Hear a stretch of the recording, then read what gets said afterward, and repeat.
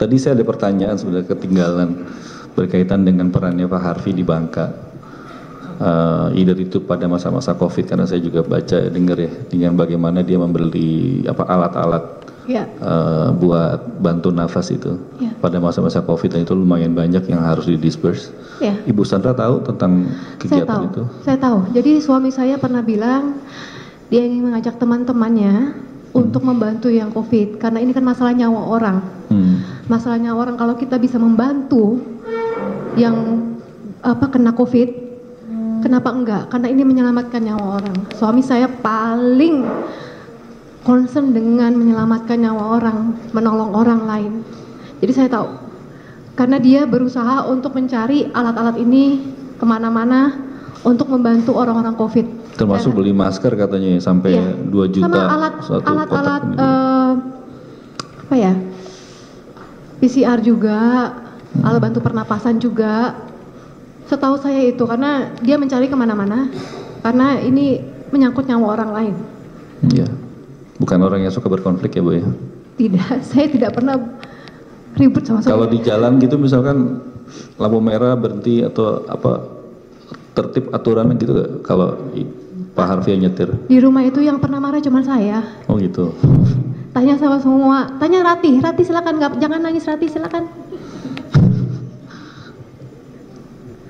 Kalau terkait karena pada saat itu Bapak bilang kasihan mereka tidak bisa pulang, tolong selama 3 bulan ke depan gaji mereka dikali 3. Saya kaget karena sebaik itu seorang bos memikirkan karyawannya.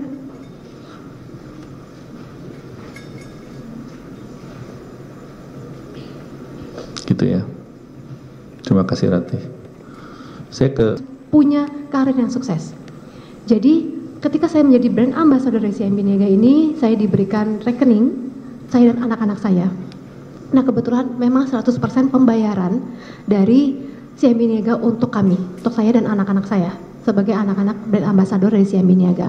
Dan untuk anak-anak saya memang dari dalam perut pun anak-anak saya sudah ikut saya syuting. Saya waktu hamil juga menjadi brand ambassador mengiklankan Japanese Airlines, milik maskapai penerbangan Jepang. Anak saya memang dari perut misalnya ikut saya syuting iklan Backmores untuk pregnancy, iklan Mother Care jalan 6 tahun bersama anak-anak saya. Anak-anak saya ini iklannya banyak sekali, mulai dari susu, obat penurun panas, dan masih banyak shampoo, lotion, sepatu, kemudian iklan-iklan baju. Kemudian itu juga pendapatannya masuk ke rekening itu? Rekening Bank Mega. Jadi pendapatan itu rekening Bank Mega. Kalau CIMB Niaga itu 100% dari CIMB Niaga untuk anak-anak saya. Kalau misalnya dari rekening Bank Mega itu pendapatan saya dan pendapat anak-anak saya. Jadi saya gabungkan di rekening Bank Mega. Dan itu semua diblokir? Betul. Kemudian dengan adanya pemblokiran rekening ini, bagaimana kemudian saudara saksi, ya apalagi tanpa ada suami ya sekarang ya, yang ada di rumah gitu. Bagaimana kemudian saudara saksi bisa menjalani kehidupan? Saya pinjam ke orang tua, ke adik-adik saya juga. Minjam ya? Rekening saudara-saudara juga tidak diblokir ya? Tidak, jadi saya pinjam.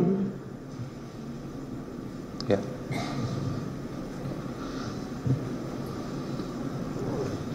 Kemudian tadi saudara saksi menyampaikan bahwa saudara saksi ini putri asli Bangka Belitung. Betul.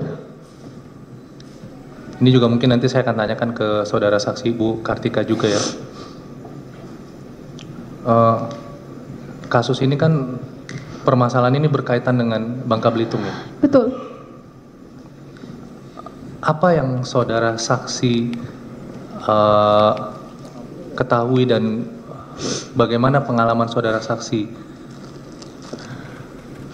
pada saat masih berada di sana, kondisi Bangka Belitung pada saat itu seperti apa, dan apakah memang kondisi Bangka Belitung yang saudara saksi gambarkan dan jalani pada masa itu, apakah masih sama dengan yang saat ini? Tidak. Seperti yang dulu seperti apa?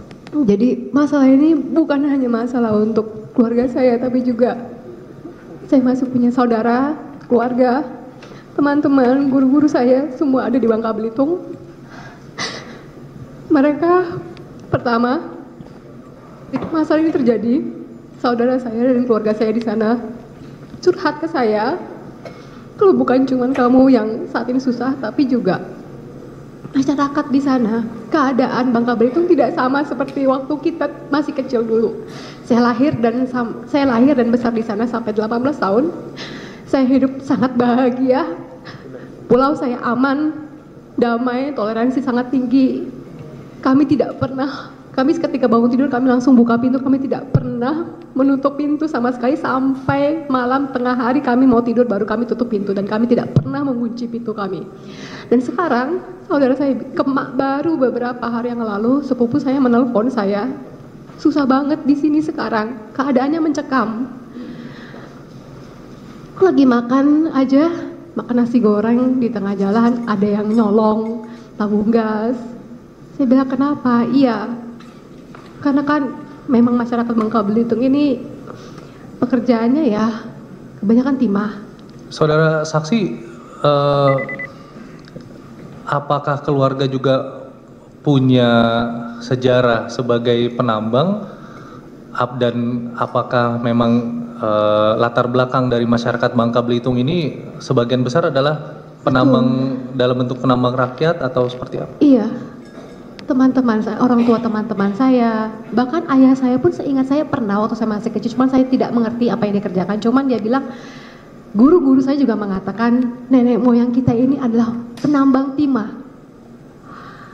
Penambang timah sudah ada ratusan tahun, budaya kerja masyarakat ini memang sudah seperti itu.